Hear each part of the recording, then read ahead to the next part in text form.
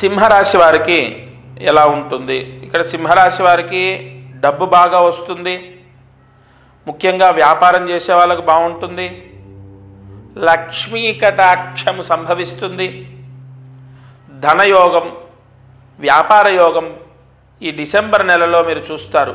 గత నెల కన్నా సింహరాశి వారు ఈ నెల బాగా సంపాదిస్తారు. ఉద్యోగ ప్రయత్నాల్లో ఫలితం ఎలా ఉంటుందంటే కొంచెం ఒడిదొడుకులు ఉంటాయి, 50-50 ఛాన్సెస్.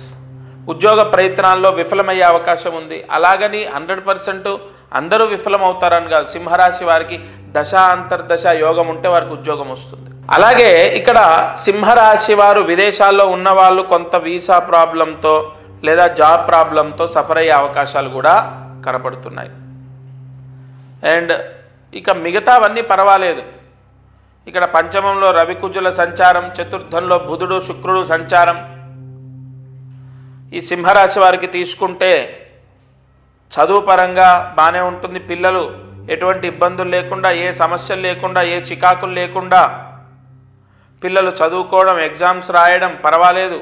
వ్యాపారం చేసే వాళ్ళకు పర్వాలేదు, వ్యాపారం చేసే వాళ్ళకు బాగా లాభాలు వస్తాయి.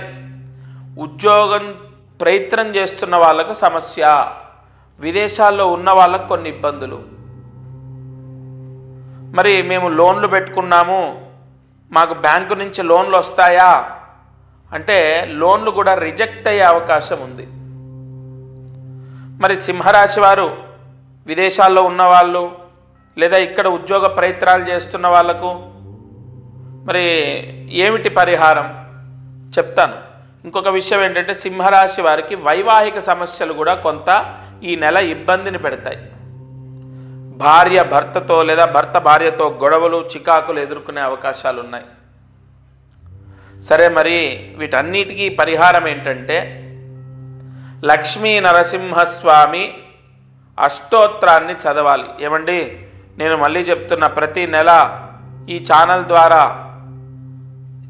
12 రాసుల వారు ఏ పరిహారం చేసుకోవాలో చెప్తున్నాను. అది చాలా కాపాడుతుంది. ఎంతోమంది నాకు చెప్పారు సింహరాశి వారు లక్ష్మీ నరసింహస్వామి అష్టోత్తరం ఈ వీడియో మీరు ఎప్పుడు చూస్తే అప్పటి నుంచి డిసెంబర్ 2025 డిసెంబర్ 31 వరకు ప్రతిరోజు లక్ష్మీ నరసింహస్వామి అష్టోత్తరం చదవండి లేదా వినండి. చదవడం రాకపోతే వినండి, మీకు చాలా చాలా చాలా ఉపశమనం లభిస్తుంది. అలాగే సింహరాశి వారు ఏదైనా ఒక ఆదివారం, సండే ఏదైనా ఒక ఆదివారం దగ్గరలో ఉన్న శివాలయంలో ఒక 2 కిలోల బియ్యము దానం చేయండి. రైస్ ఏదో మనం తినేవి ఇవ్వాలి, ఏదో ఇష్టం వచ్చినట్టు లో క్వాలిటీ ఇవ్వకూడదు. 2 కిలోల బియ్యము శివాలయంలో అర్చకుడికి దానం చేయండి ఆదివారం రోజు.